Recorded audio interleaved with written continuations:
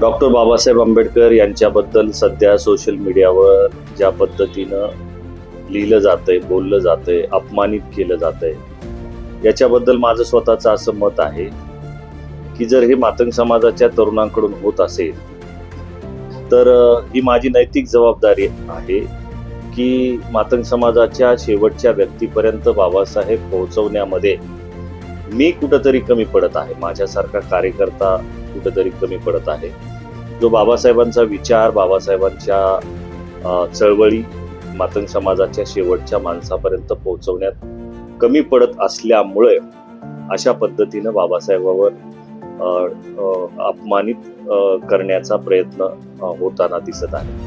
तर याला एकच उत्तर माझ्याकडे आहे, ते म्हणजे याच्यापेक्षाही वेगानं काम माझ्यासारख्या कार्यकर्त्यांना करावं लागेल, समर्पणाने काम करावं लागेल, त्यागाने काम करावं लागेल, वेगाने काम करावे लागेल, जेणेकरून बाबासाहेब आंबेडकर हे मातंग समाजामधल्या नव्हे तर अनुसूचित जातीतल्या शेवटच्या माणसापर्यंत पोहोचवणं ही माझी जिम्मेदारी मी समजतो आणि याच्याही पेक्षा समर्पणानं त्यागानं काम करावं लागेल असं मला त्या ठिकाणी वाटतं.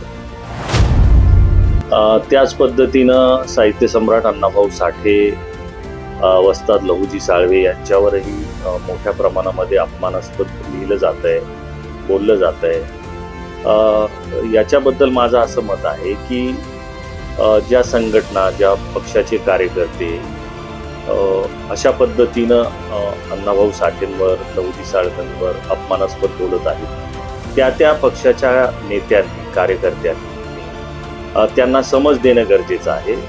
त्यांना अण्णाभाऊबद्दल, लहुजी साळवेंबद्दल त्यांच्या ज्ञानात भर टाकणं गरजेचं आहे. ही त्यांची नैतिक जबाबदारी आहे आणि अशा पद्धतीनं महापुरुषांना अपमानित करणं हे फुलेशाहू आंबेडकरी चळवळीला न शोभणार आहे.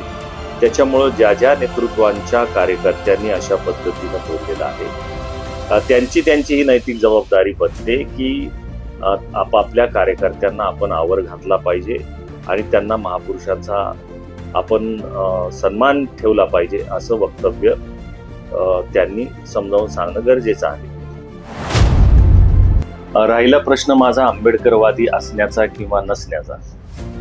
माझ्यावर वेगवेगळ्या पद्धतीनं आरोप केले जात आहेत, टीका केल्या जात आहेत की तुम्ही आंबेडकरवादी नाही आहात. तर माझं असं मत आहे की मी आंबेडकरवादी आहे किंवा नाही